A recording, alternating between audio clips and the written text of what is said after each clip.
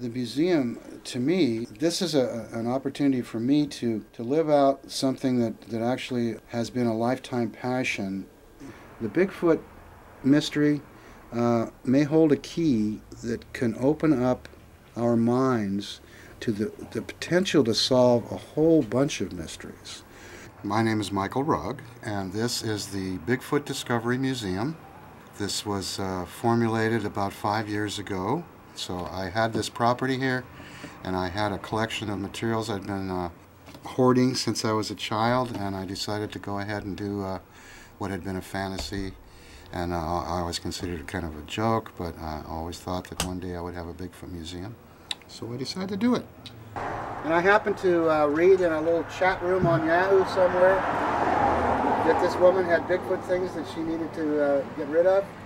So I contacted her, and I flew to Seattle, rented a truck, and I brought back 4 life-size Bigfoot models that were constructed in the 70s for this museum. What'd you say, 9.5 feet tall? Wow. I'm 6 foot. Every Memorial Day, we have a parade here in Felton, so we take the seated one here and we put him in my minivan and ride in the parade with them, and people love it. Especially the kids. You should see their mouths drop open. Here, this poster is my own art, and someday I pledge to finish this and make it into full color. I created this illustration in Photoshop, and then I made a montage and pieced it all together to create an image, what I call the moment of discovery. This is the Bigfoot from the Patterson film that I've reworked to put her into a standing pose. So this is actually a photo montage. I forget which. Do you know which track that is, Mike? Yeah, that was cast by Peter Byrne up in Oregon. It's a track by Peter Byrne in Oregon.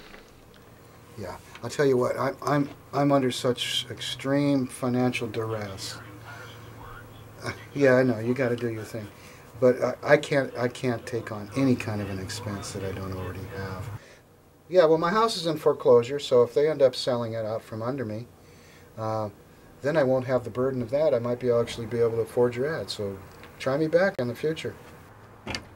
Hoping that we get more people coming in this spring and summer, because I really want this place to stick around. And I think it will. It's just it's going to take some time. So. What was absolutely staggering was the number of people who started coming in and telling me they've been seeing Bigfoot in their backyards right here in Santa Cruz.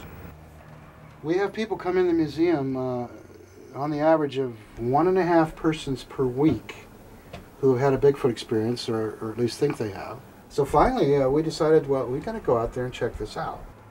All of a sudden, we heard this scream. And when this thing screamed, it went from low to high. Ah! We taped it, and the tape of the scream lasts 1 minute and 45 seconds.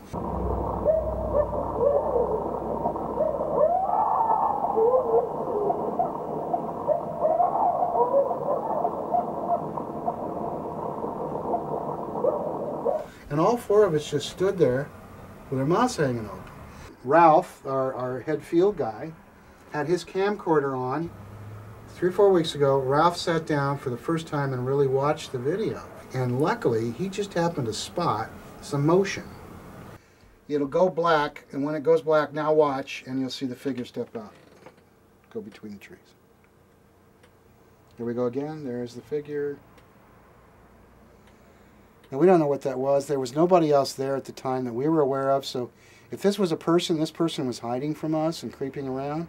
We're going to go back and reshoot it with a human there so we get the exact scale and something to compare it to and see how big this thing was. I had a guy who come in here who almost got violent.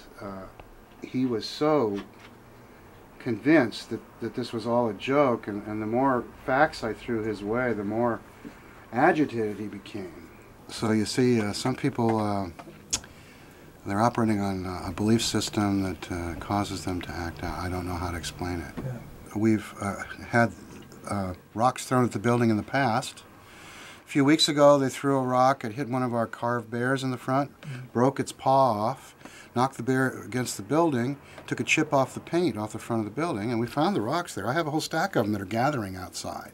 Happens every few days. They've also chipped the front steps right here. And if you look up here, you see where they've shot at the building.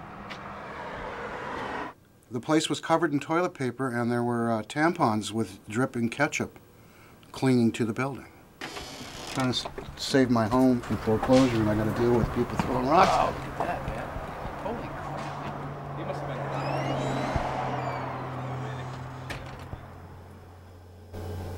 Well, that's another story I found out about yesterday, that the museum is at risk. Oh, no, everything is at risk, unless I do the right steps, so. Yeah, I'm going to probably have to live in the back room in order to save the museum. So, anyway, talk to you later.